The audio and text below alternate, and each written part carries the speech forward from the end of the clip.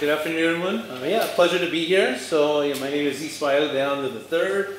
I'm very excited to be here. I'm trying to find a good map of where I come from. So I live in Los Angeles. Let me see if I can find the map. Originally, I'm from Texas. Well, anyways, so yeah, I grew up in the westernmost tip of Texas. It's a city called El Paso, Texas. And so it's on the gateway with Ciudad Juarez, Mexico, and Las Cruces, New Mexico, right? So I grew up in the middle of 2 countries and 3 states. So when I was a kid, we'd be driving in a car. We're in Texas in the United States. We'd take a left turn, and all of a sudden we're in New Mexico. What? And we'd be driving, we'd take another left turn, and then we're in Mexico. We'd take another left turn, we'd be back in the United States, right? And then so further down in this area, right, there's a small city called Presidio, Texas. And so my mother's side of the family, they've lived right here. This is the Rio Grande River, right? So this is the boundary line between the United States and Mexico. So they had a farm on the northern side of the Rio Grande River for many generations, okay? And so just kind of growing up in this region, I later on kind of developed it into my practice. After I graduated from grad school, none of my family members are professional artists. So after grad school, I was, trying to figure out how to continue to have a career as an artist.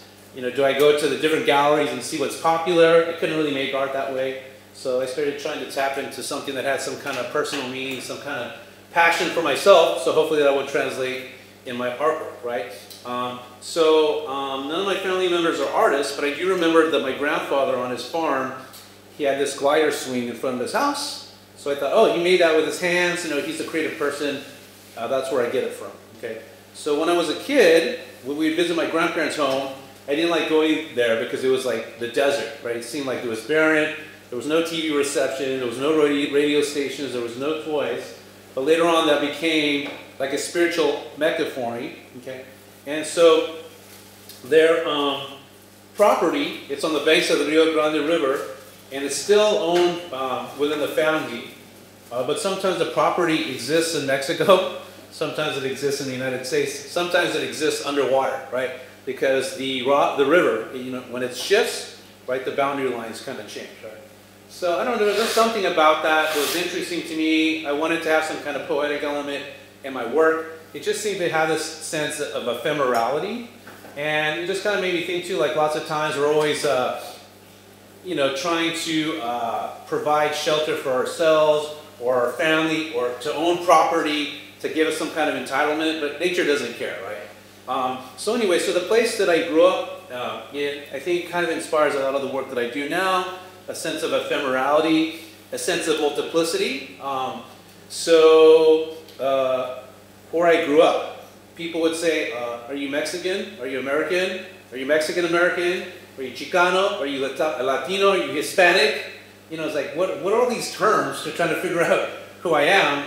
And so as an artist, I can create my own identity and I can always change it whenever I want. And so kind of where I grew up, I understood that there's actually places in Texas where you could stand, and it's actually you were standing on both Mexico and the United States, right?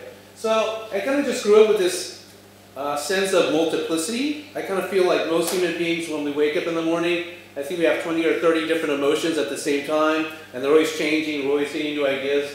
I think that's what human beings usually are like, but at least the people that I hang out with. But I think like we're socialized to have like one kind of identity or one kind of controlled sense of emotion, right? But I think human beings we're too energetic. We're always kind of shifting. And so those were some of the things that I started kind of using in my my art practice. And in terms of these keywords, this is the list that I came up with. Mutant practices, interdisciplinary art, relational aesthetics, site-specific art, installation art, interactive media art, post-conceptual art, multicultural art, generative art, analog digital gateway, family history and science fiction, and ephemeral nomadic practices. Okay, so let me tell you a little bit about this idea of mutant practices. So this is how I kind of describe it. Using mutant practices including digital, photo collage, drawing, painting, sculpture, installation, and interactive site-specific projects, my work is inspired by my pluralistic upbringing on the US-Mexico gateway and living in Los Angeles. My personal concept of the mutant, a condition of unexpected evolution, was born from my adolescent reading of X-Men comics that featured mutant outsiders, anti-heroes, whose special abilities set them apart, as well as my own Mexican-American ethnicity. The mutant refers to mixing of artistic processes and the potential of the multi-ethnic existence of those living in the US in exchange with diverse world cultures as a blend of developing culture not yet forecasted. Often my works are site-specific, inspired by the communities in which they are created using locally sourced materials. So that's my idea of mutant practices. And so for a while, I started doing installation, and obviously a lot of installation that had an interactive component to it. Maybe because where I grew up, part of me is kind of interested in the movement of peoples, right? These are made out in English. In English, they're called bastas. In Spanish, they're called boyas, and they're like these little ceramic dots that they put on the road, and if you're driving, you fall asleep, you hear the noise, it kind of wakes you up. But also, they're like devices that kind of direct the flow of human bodies, like in the city. And so these are actually, some of these come from Chihuahua, Mexico. Some of them come from Los Angeles.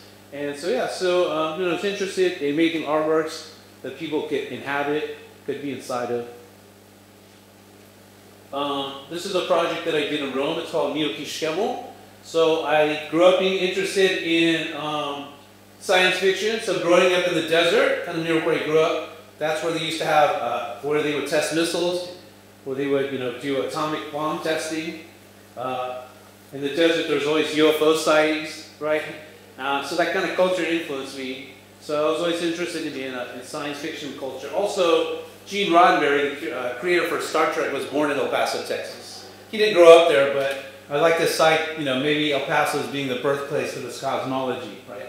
And so, this project is called Neo-Kishkemo. So Kishkemo is like a pre-Columbian garment that just kind of worn over the shoulders. People kind of knew about like ponchos or sarapes, but I like how kind of minimal this was. And a lot of my artworks have an indexical element, like something kind of minimal, but you tap into it and it kind of leads to something bigger. And so for this project, I made a few of these. This was at a venue in Rome. People could take one of these, they could customize it, and they could, take them on their travels. And, if they wanted to start using like Instagram technology, they could take a photograph of themselves. So these artworks that could, kind of be free, kind of move all over the world. And then the pandemic hit, so it's harder to do like physically interactive projects, right? So you can see these other projects that have kind of science fiction, typography. So for me, like the traditional Mexican piñatas always kind of reminded me of like satellites. So I just do this installation where I put LED lights on the inside. And then, so these are some of the glider swings that I created, kind of connected to the ones that my grandfather had. So the green one is the first one I made, that I created that from memory.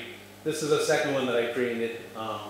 And so yeah, so like this idea that artwork could have some kind of interactive quality to it, some kind of intimacy to it. Okay. And so this is kind of the landscape of my grandparents' farm. So their farm is kind of up here, and then these mountains are Okinawa, Mexico, right? So yeah, so I kind of just, grew up as a kid in kind of proximity to these boundary lines, and it was always confusing to me that someone this close is another nationality, and we're supposed to treat each other differently, just even though we're this close. We look the same, use similar languages, similar, foods and things like that. And so that's just something that was just always kind of strange to me. So for this project, for the Hinges of the Western Hemisphere, I kind of coined that term for this space. So where I grew up, El Paso, Texas, the name comes from the Pass of the North, El Paso del Norte. It was one city with a river going through it, and then the Treaty of Guadalupe Hidalgo divided it into two countries, right?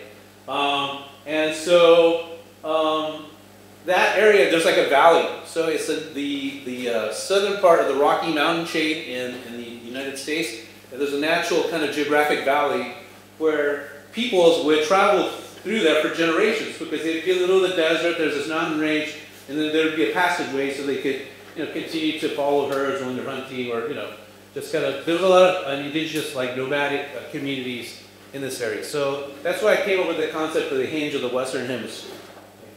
That there's this kind of it's this influential place that maybe people don't consider or know about. So, there was communities living in this area, at the same time as the ancient Egyptians, but these peoples were more nomadic. So then I started making these artworks. I mean, to be quite honest, where I grew up for a while, like Ciudad Juarez, Mexico, I hate to say this, but there was kind of a moment where there was like a lot of violent crimes happening. And so it's kind of like a bummer that I couldn't go visit the country of my culture, because there was like these kind of violent things happening. So the thing is, with art and like digital imagery, you can create any scenario that you want. It can be fantastical. I grew up reading comic books and was interested in science fiction, and so I started creating these aircraft or spacecraft, and these were from photographs that I took of like old farm machinery that was kind of falling apart on my grandparents' farm.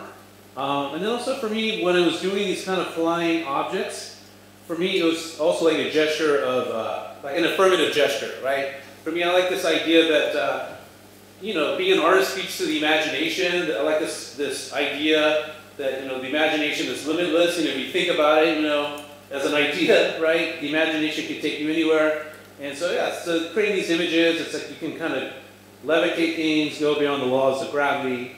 Yeah, so I started learning to do these kinds of projects. And then the pandemic hit. And so this is a project that I did. So this is actually a gym. A friend of mine was a chain of these Snap fitness gyms. And so I ended up becoming part of this artist collective called Durden and Ray. And so they curated this show. It was called Here We Are Here, when the pandemic hit. So in Los Angeles, we started kind of designing all these different exhibitions that you could experience in a car. Right? Not great for the environment, right? LA is a city of the automobile, but just other ways of allowing for art to continue.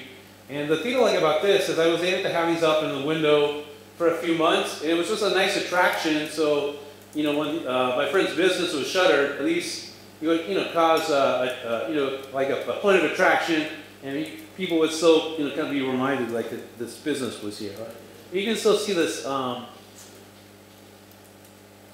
this kind of sci-fi element, and then a lot of my works also have this sense of mirroring also too, And so like this is kind of like this sliver kind of belongs in this image. This one kind of belongs in this one. So a lot of my artworks have like a sense of mirroring to it.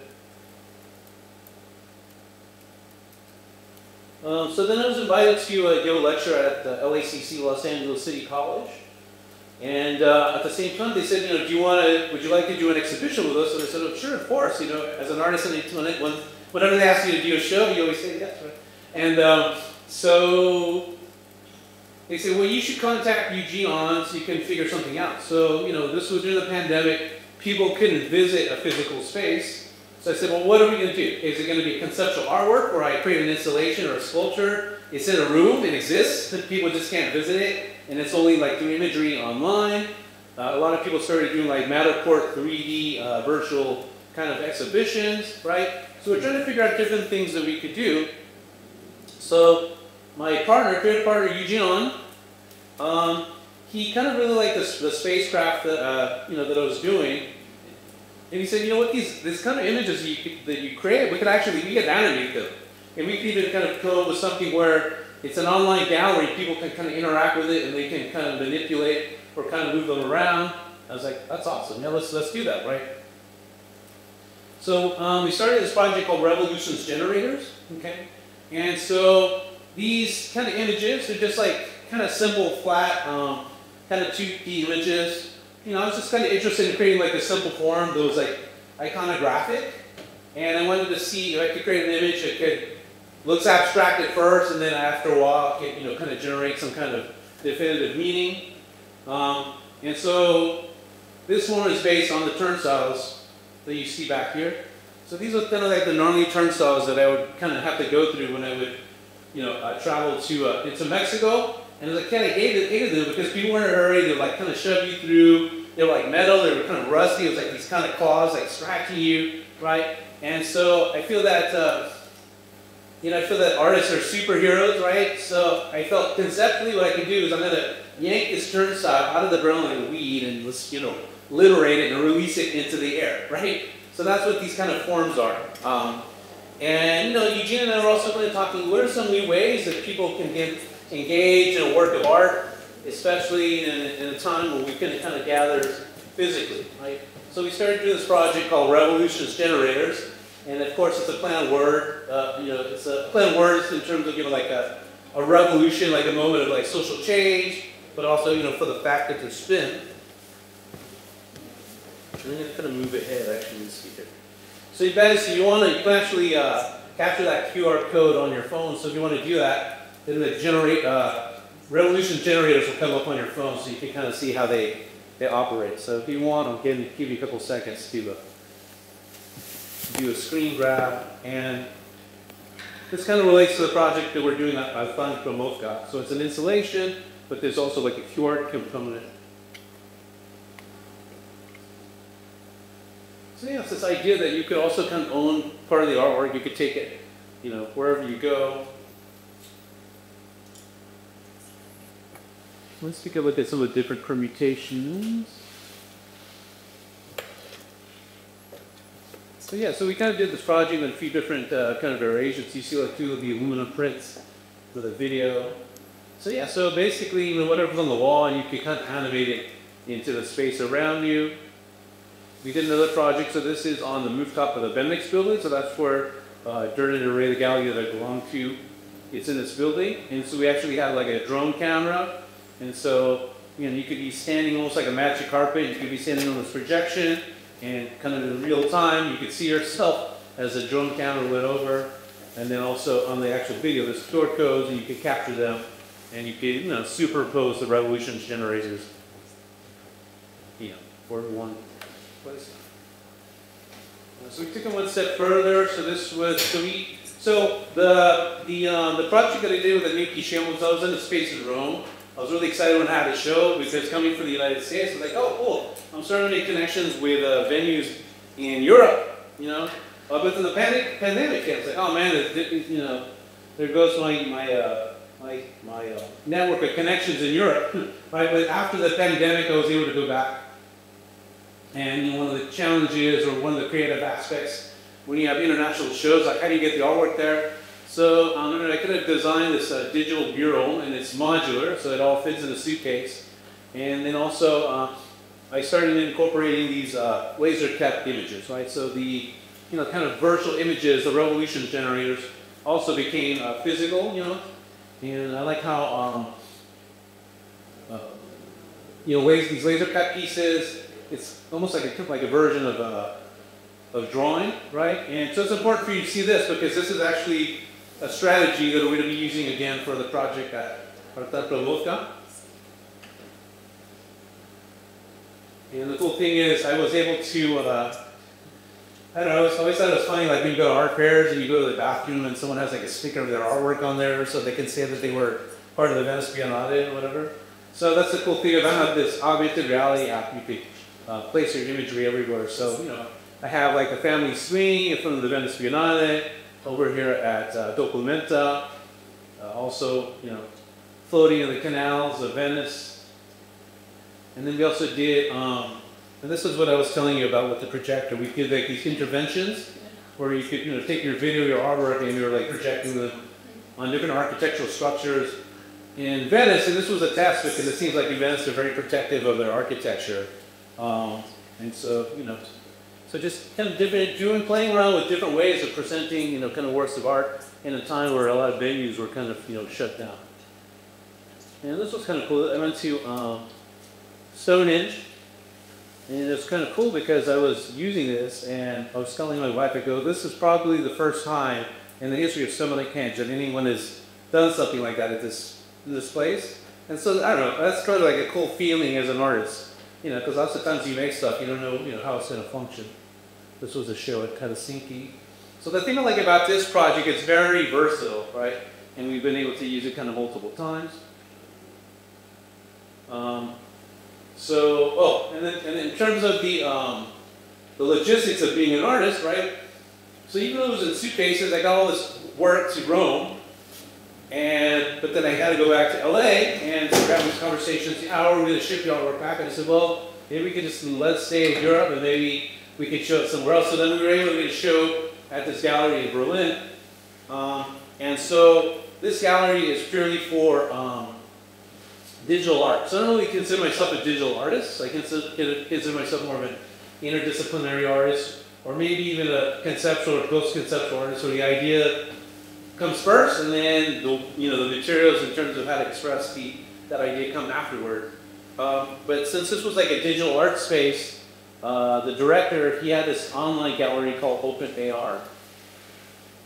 And so I'll show it to you in a second. So we also added these kind of elements of like the tractor, and then this form is like a mutated form of the tractor. So for me, like the tractor is my first experience with sculpture as a kid before going to museums and galleries. So when I've been on my grandfather's farm, it was in the middle of nowhere. And so sometimes in my, especially sculptural practices, I kind of use this idea of improvisational kind of aesthetic. Because when I would go to his farm, it was in the middle of nowhere, didn't have a lot of money, and get all these weird contraptions because, he had to kind of invent stuff so that the farm could continue to work. And so I remember seeing this tractor, there's all these weird things welded on it. I didn't know if it worked or not. As a kid, I'd climb all around it. So that was kind of like my first experience with sculpture. And then so we decided to do like a mutant version of it, kind of like the spacecraft. But then when we tried to use some software to make a 3D model, the AI that we were using for that model, it didn't know how to read this flat image, so it turned into this weird kind of form. And I like that process. I like this idea of stumping the AI, but I kind of feel that this is actually the real way that my memory, my brain actually sees the tractor. Not this way, but probably something more like this. Even though in my mind, I thought it was that kind of original tractor. So I kind of like the mutation that kind of happened in this process. And so yeah, so this is something similar that we're going to do at Altán Klamovka, where we're going to have, a physical installation, it's going to be a video installation, but then there's going to be this augmented reality element that you can also kind of use that's also site-specific. So this is a little bit of AR. So if you guys want to get access to that, you can do that. I'll just kind of...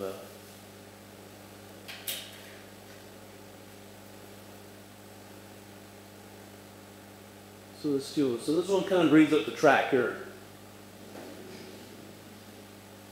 And so when you go to it, it is, let's see what we're going to do.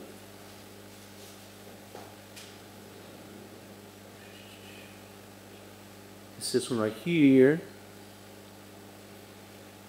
Well, just a few things you can do with it. Let's see, hopefully. This little thing.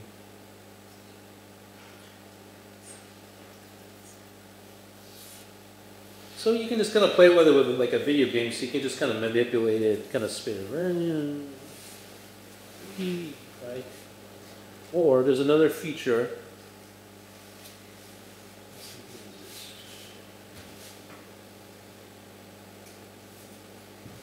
So actually on your phone, there's a feature where you can kind of bring it up on your screen, just like with the augmented reality elements.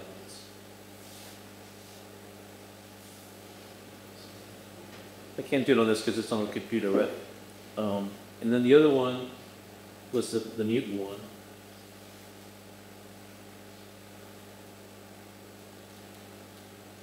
This one's called Sata Kachucha because that's something that my grandfather used to always say, like an expletive. It means like sainted baseball cap. So I like this one. This is this kind of mutated one. So yeah, so it's just kind of good to see these because these are part of the evolution that Eugene and I kind of started developing when we were kind of working on our projects. The thing that I like about these projects also too is I mean, each one's kind of like a mutant. Like, you know, we were kind of like the show that we did in Berlin, it was kind of a repeat of the one in Rome, but then we always kind of find new ways to kind of like challenge the project or kind of bring new life into it. So this is the mutant one, and you guys want this one on your phone.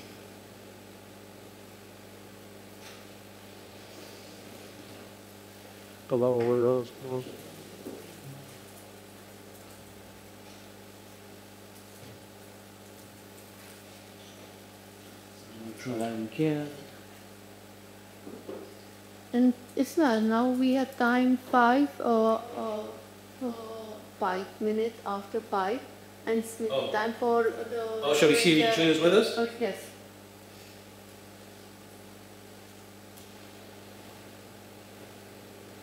What time is you lie now? So you didn't join us at 8 o'clock. So it's 8:05. But I guess we have to reset that. But let me check my phone to see if he's trying to join us.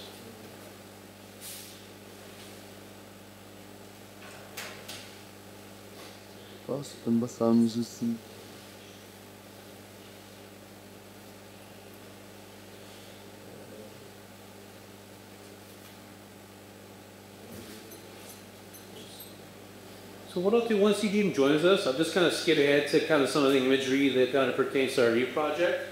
And then I'll kind of leave the entire PowerPoint for you. And your students can kind of look at it more.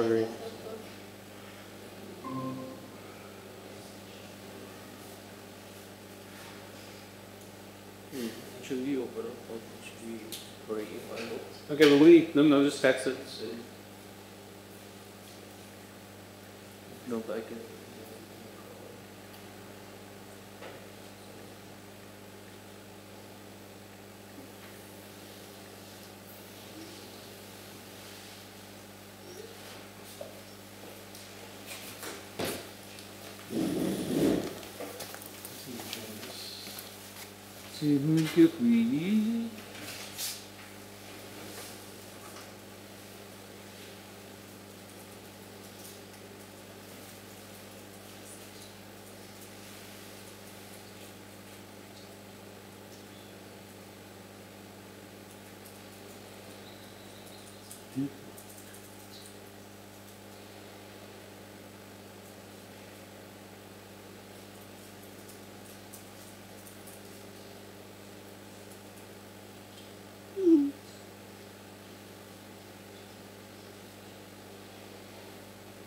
This will join us.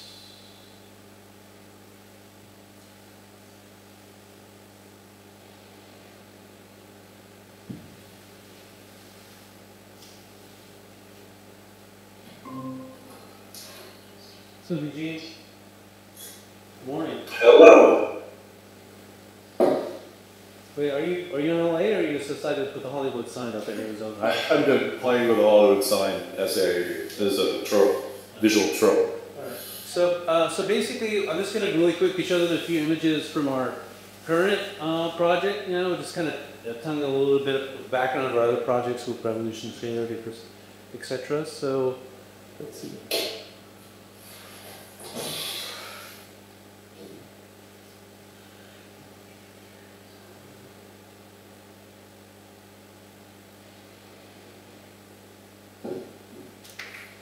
This is Altán Klamovka. A couple of these were figured out in terms of site specificity. So Altán Klamovka was founded in 1821, right? Yeah, and so building 1920. Yeah, at the beginning of 19th century. Yeah, in Neogothic. And so that's around the same time that my grandfather acquired the farm. So we thought it was interesting that there was that kind of coincidence, and this idea of how things are occurring historically in different parts of the globe. Okay. So the installation is kind of based on this, right? It's going to include the aerial footage of the landscape, you know, at the U.S. Mexico Gateway, you know, my family's farm. There's also going to be some elements of the Golden Gate Bridge, because that's part of Eugene's upbringing. And then also, this is just kind of mock-up. So there's some new kind of actual laser cut pieces that would be part of the project. So this is like the kind of mock-up that we created.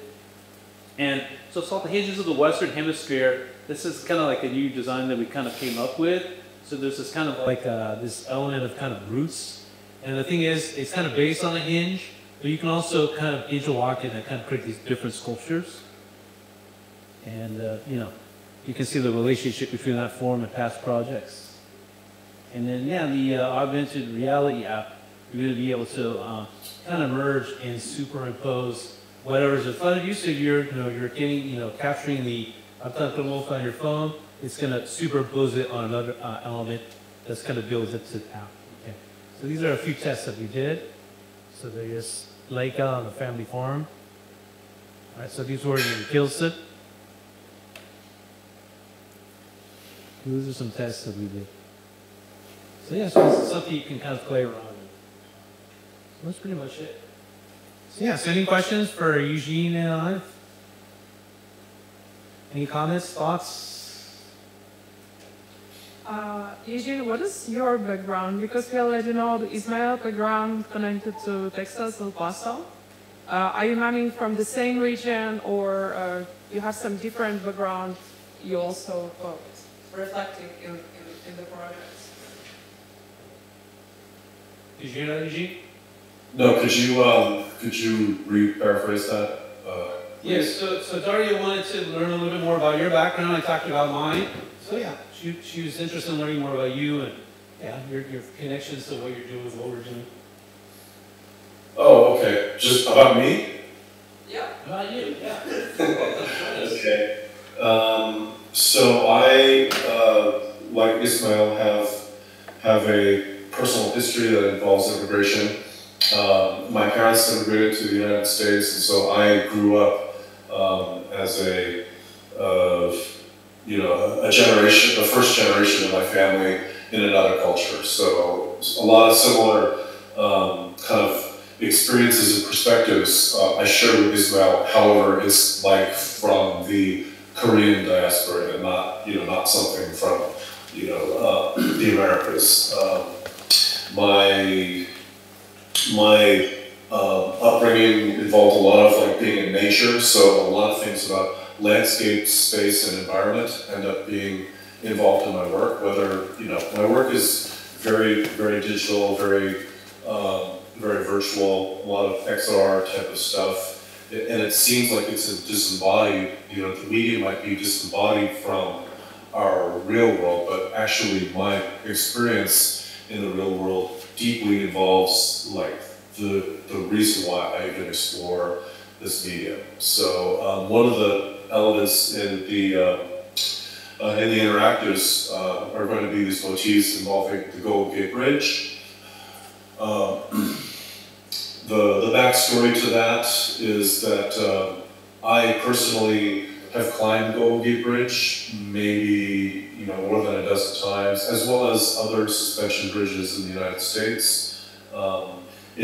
I consider it part of my art practice. It's connected to my background as a mountaineer. It's not legal per se, nobody gave me permission to do it, but I found there's a whole other story in this. But the basic idea is that by doing these things that I was compelled to do, I actually discovered what, in the context of this exhibition, is what my own hinge in my own family lineage is, because it turns out, I found out this after I climbed the bridge a number of times and revealed it to other people in my family, that the bridge was the first structure that my father saw when he was immigrating to the United States, was sailing in a boat from Korea to America. He ended up in San Francisco area Bay. It was the middle of the night, and he's sailing on the bridge, and him seeing photographs that I had taken of the bridge made him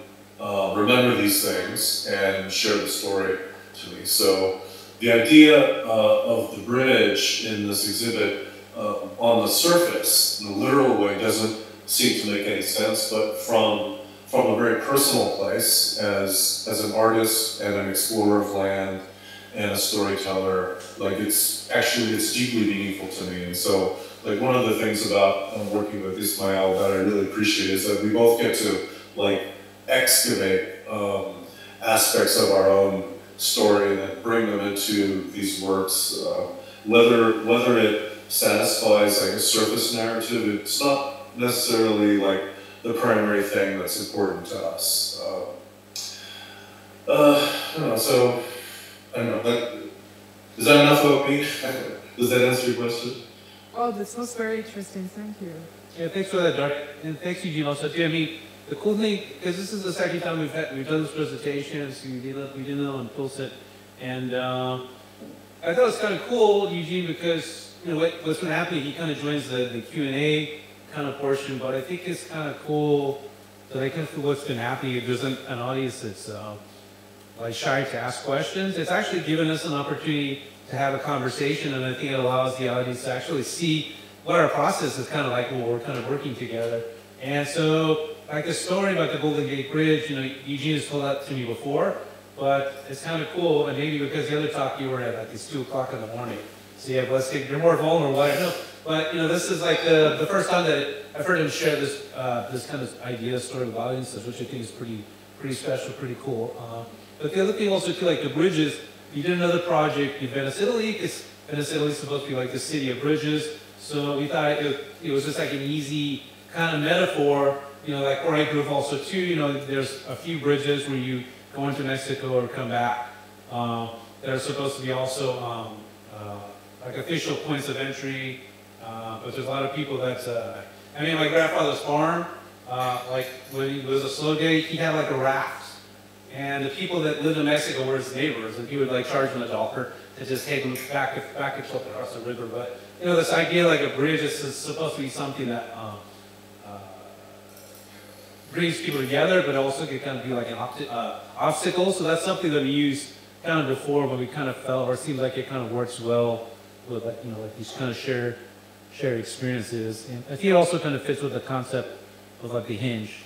And also I think it deals with this idea of like physical placement that we kind of play around with a lot. So I think the projects we've been doing have a lot of an element of dealing with the territorialization, deterritorialization, reterritorialization, and so yeah, so it's like the physical architectural kind of form of your bridge.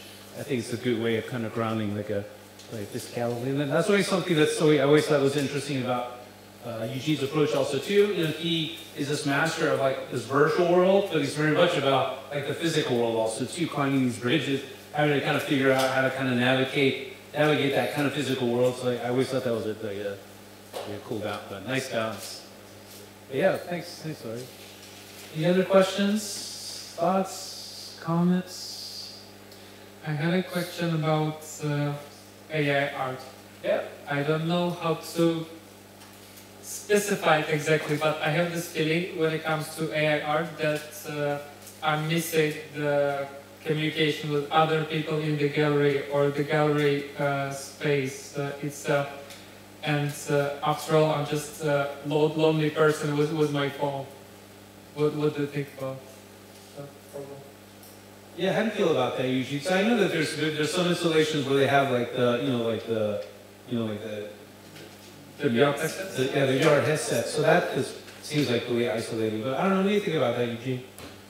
About AI art? Yeah, no, but he was saying he kind of feels like the experiences that he's had, it's isolating because everyone's just kind of looking on their phones or whatever. So what are your thoughts about that and our approach? Is our approach that way, or does our approach have something different? What do you think? Yeah, okay. So our approach specifically is in contradiction to the main, kind of directions AI and virtual reality art is going.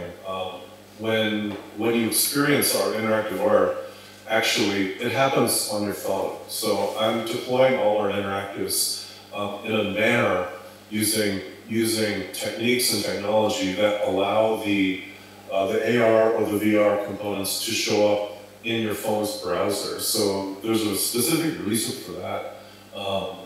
And it's not about the content itself, it's about the manner, framework in which you experience. Mainly, the idea is that it's happening on your phone. That means you're in control of the whole experience. It actually lives on your device, and you get to control how you're going to look at it, what direction you're going to point it in, and then you walk away from the exhibit, it's still on your phone. You actually own that experience that you're having in the interactive art. So for us, interactivity is really about how you can exercise control and decision, as opposed to how you might surrender it if you go put up goggles or you go into some box with a box of a room or that thing's happening. So it's a really small and specific distinction, but from my point of view, it's like a really big one. It's like, where is it happening? Where is this art happening? How is the experience happening? It's really specific in our work that we take that idea and we move it from a place that is all about our control and move it as much as we can to the place where it's about the person, your control. So it does create a whole new set of parameters and criteria for what can we do and how do we do it and how does it feel. But ultimately, all of those questions, it goes back to whose experience is this? And in our work, that answer is always, as much as possible, your experience. So you'll see, you'll hit a you'll go to this, if you go to this thing, I know we do, you'll hit a QR code, it'll load up in your phone, and that's it. There's nothing else, there's nothing that is about the physical space that is determining what is going to happen in that interactive from that point on. I mean, one thing I have to say, our projects they're still in between like the analog world and the digital world. So there is definitely like a physical component to it. A lot of the installations that we've done, I still want the human body to kind of move through it. But I guess one of the things that I'm interested in my work in Prague comes from me, for a couple of experiences, but for me, working in museums, right? And like in the United States, art museums, it's a new practice for a lot of people in the United States. European countries have a longer history of going to art museums. In the United States, if they go to a museum, it's a history museum, and there's a sign telling you why this is important, But if you go to an art museum, there's not even like a title card. People, they kind of get upset at that.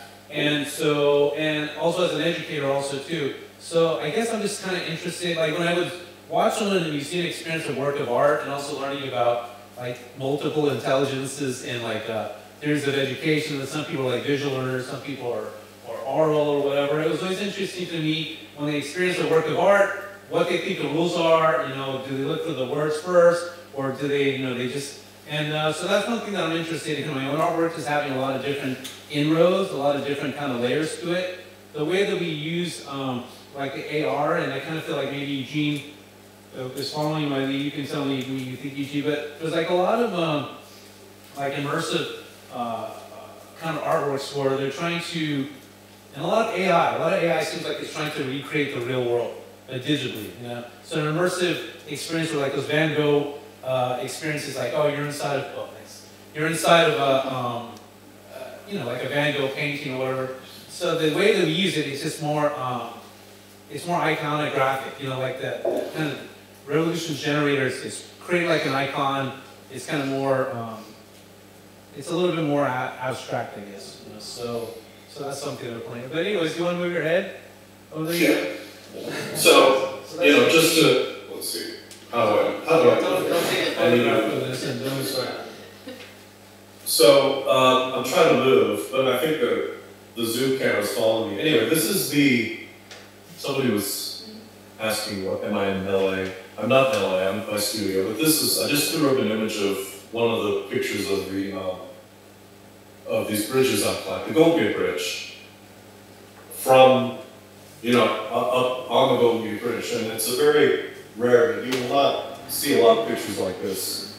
This is my reality, so, I don't need AI images, because this is the reality that I generate for myself in real life, so, I don't know, I can't totally move out of the picture because the camera somehow is following me around.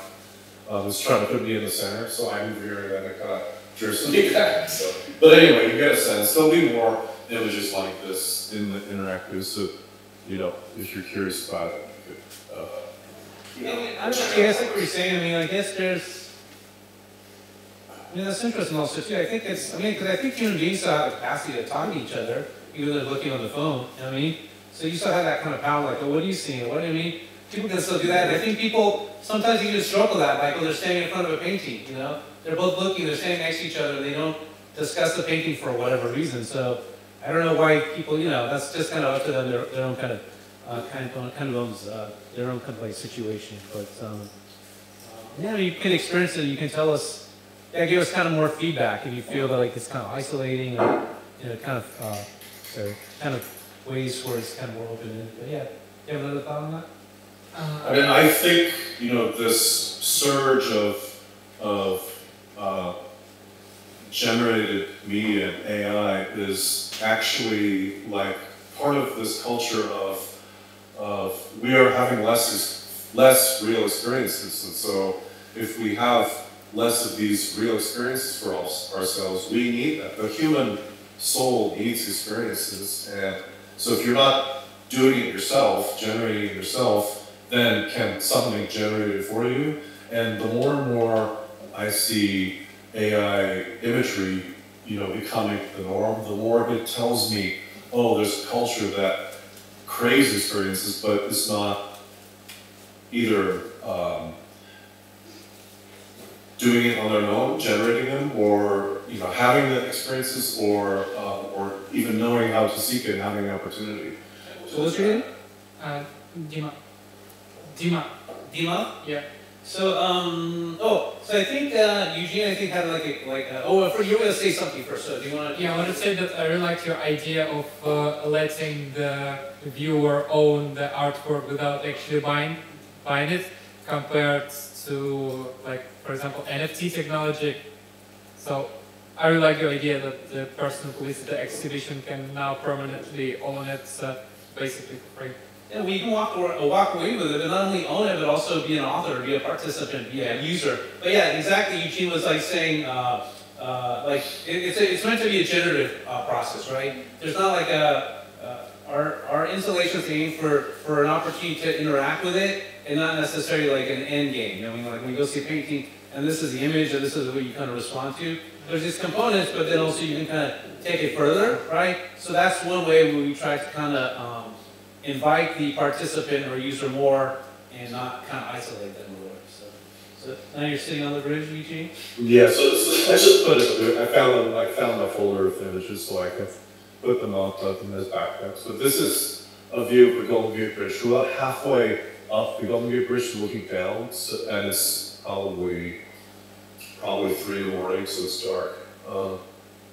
And yeah, so, you know, if we're having our own experiences, if we're the author and director and you know, the main character in our own life, then we are having experiences, we are generating images, we are creating memories that are ours, you know. So and I think, you know, when, you know, the proposition for every individual human being is that you get to do this. So the question becomes, when a person has that birthright and they find that they don't have that opportunity to do that, when they find that opportunity is reduced, what happens?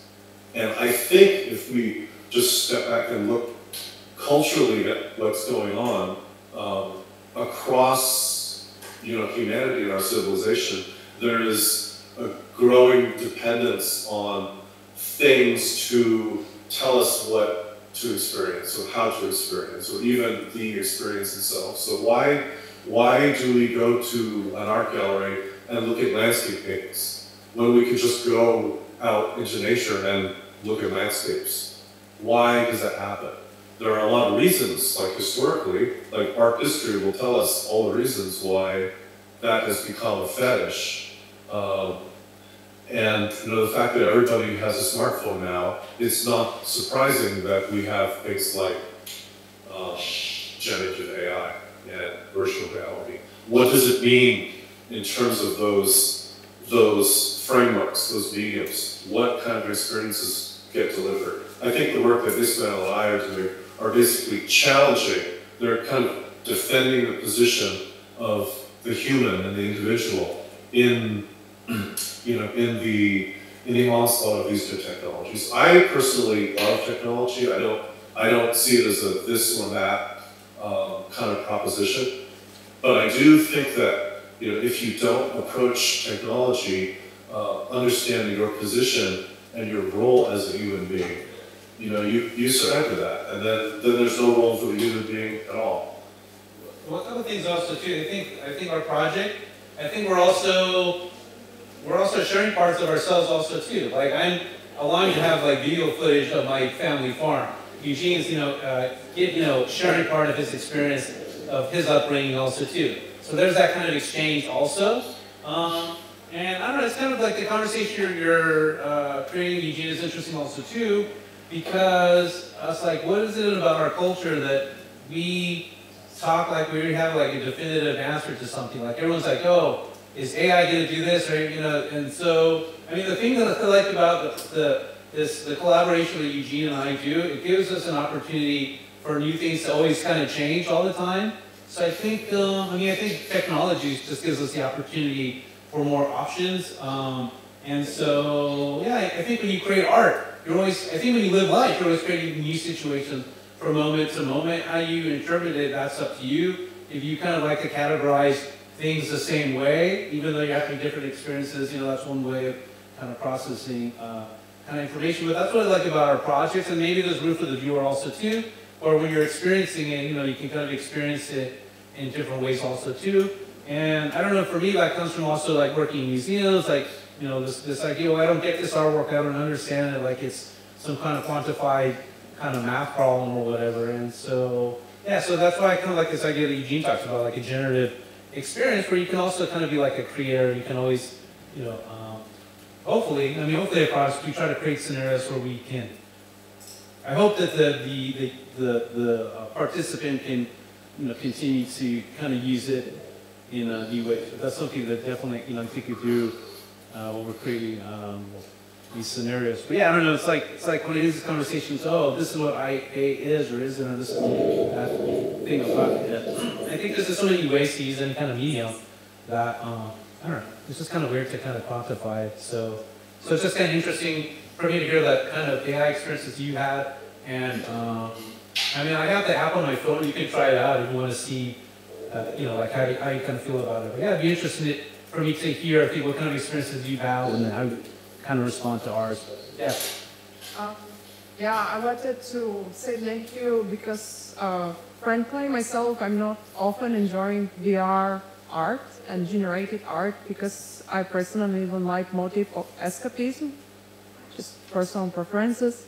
And due to today's lecture and also your discussion, I found out some new insights for me and example of how VR can be not escape but the way of sharing experience and reconnecting with reality. So I just want to say that it was somehow a very fresh idea for me and it's changed my thinking. So, and thank you for this. Well, great. Okay, well, earlier you and I were talking about, in terms of your presentation earlier, we talked about how, so like Eugene, he went with me to my family farm.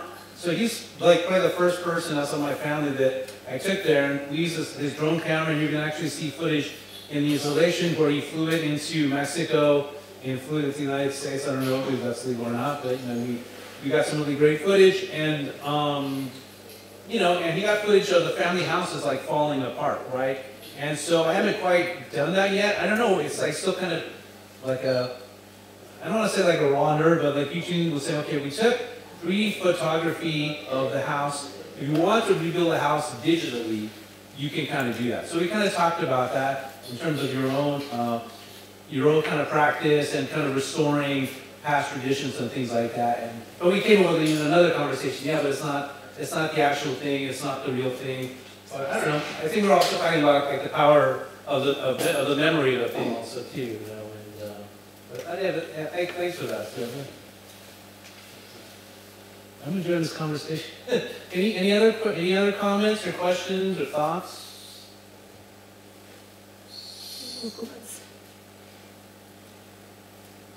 Oh, I have a question for all of you. I'm kind of curious, right? So, I don't know. I mean, just kind of being in the Czech Republic and having conversations with people about people like the Velvet Revolution and things like that.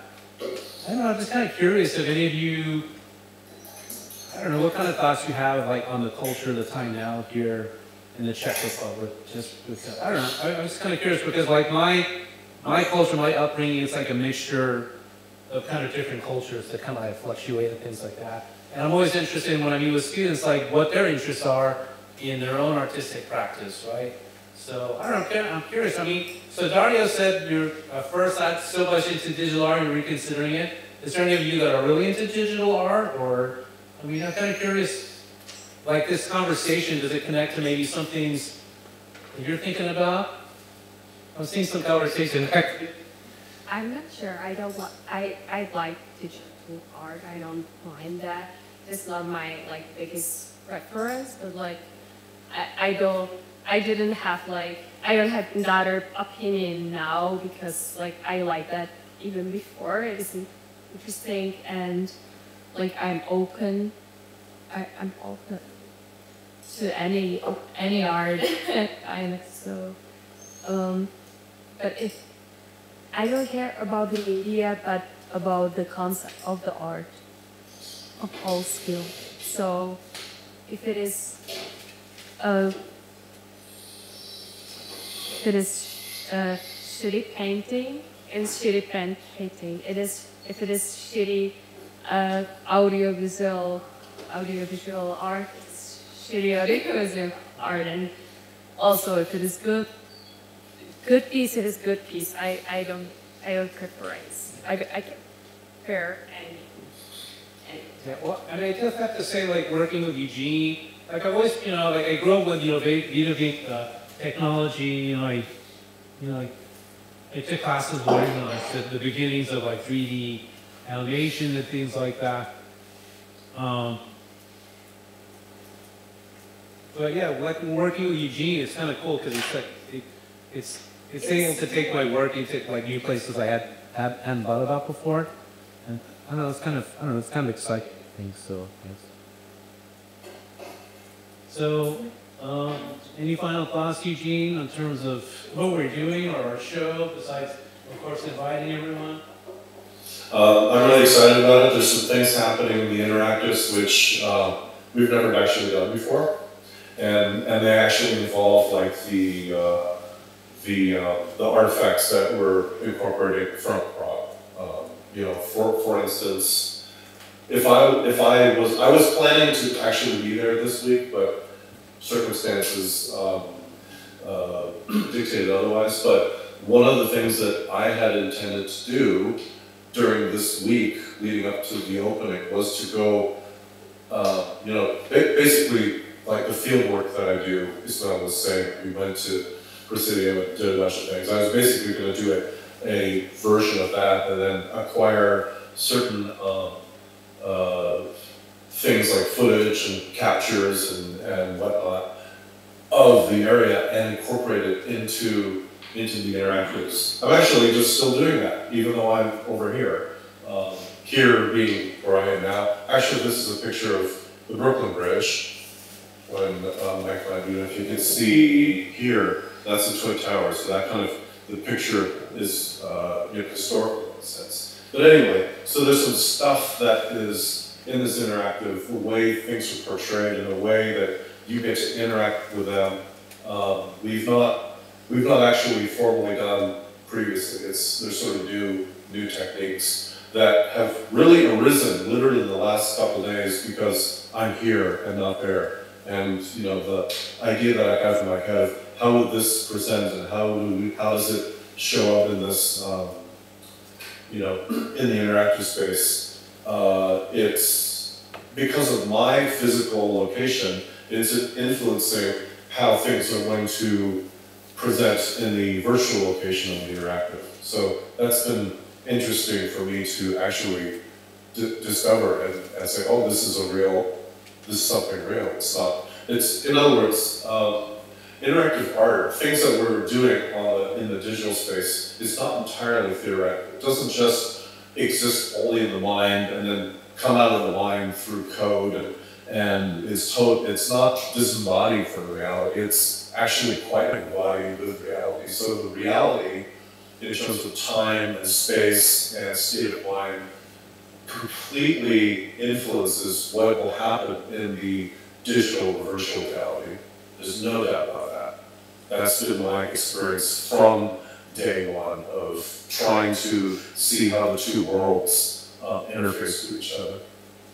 The cool thing I'm liking about this conversation, because I've never, it does suck, Eugene, I've never seen Eugene like share his bridge climbing images to anyone as much as he's showing you guys. But the other that it's interesting to me also too, you guys can see what our installation is like, and you can decide what are some of, like he's, what Eugene is telling you about this experience climbing bridges of these images.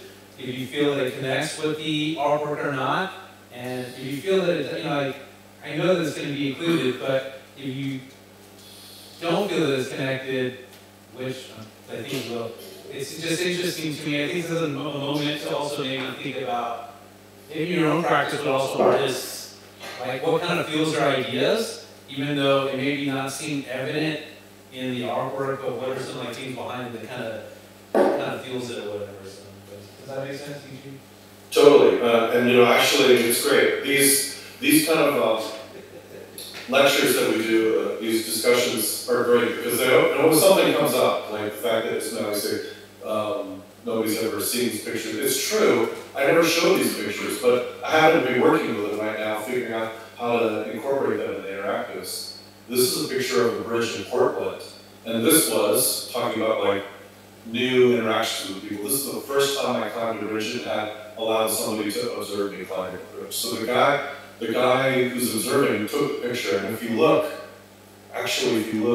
right there, that's me right there on the bridge. So it kind of reveals some of the process of like that this too actually. Whoops, CJ, I forgot to mention it. Is this being recorded? It's being recorded, so. Is it? Okay. The jig is up. The story's out. So you said this is not you, right? That's what you just told us? Well, so this person is not you. That is me right there. That's right. They're trying to get you out of the hook. That is not you. Oh, yeah. That is not you. That's just dust on the cowboys. You get done from the camera. Yeah. Oh, thank you.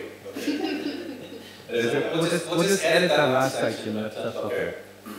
Yeah. I have a question. So yeah, it's been great. Like this is, I mean, in terms of this bridge climbing thing, it's been something I've been doing for decades. It is climbing, mountaineering, climbing, nature or not nature, urban, is really one of the defining motifs of my own activity and practice. But bringing it into the work that Ismael and I are doing has one helped us discover like additional layers of meaning in the work that we're doing, and it's given me a chance to like position myself in terms of my own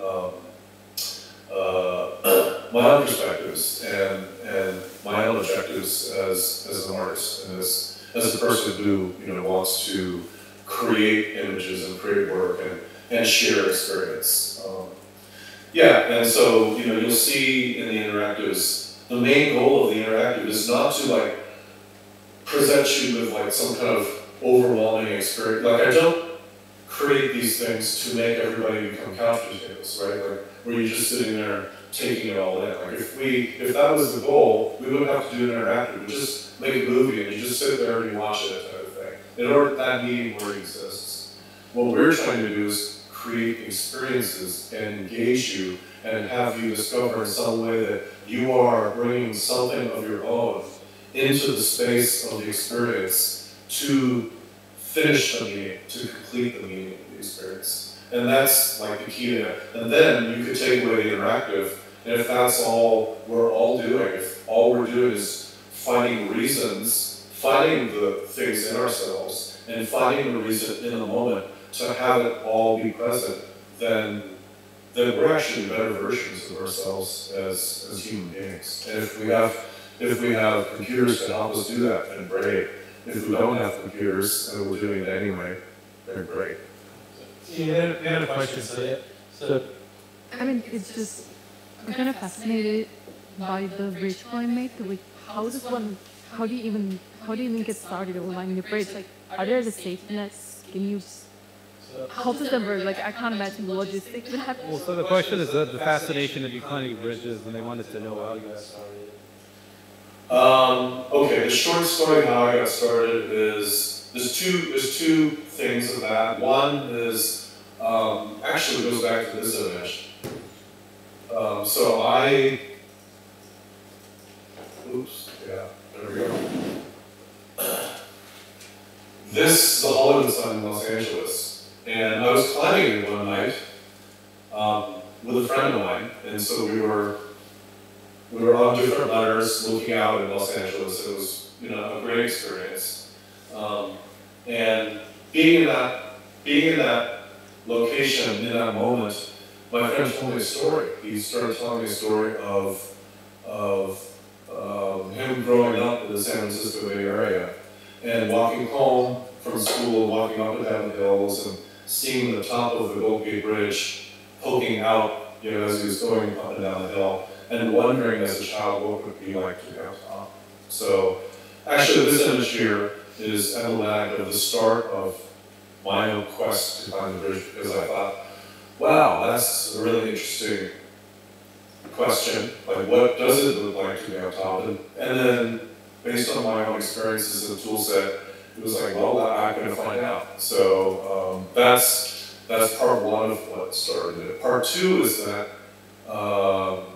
as a climber, you're always climbing things, and a perspective of a climber is different from a perspective of a non-climber, of a flat climber. If you live on the horizontal plane, you think of everything in a certain way.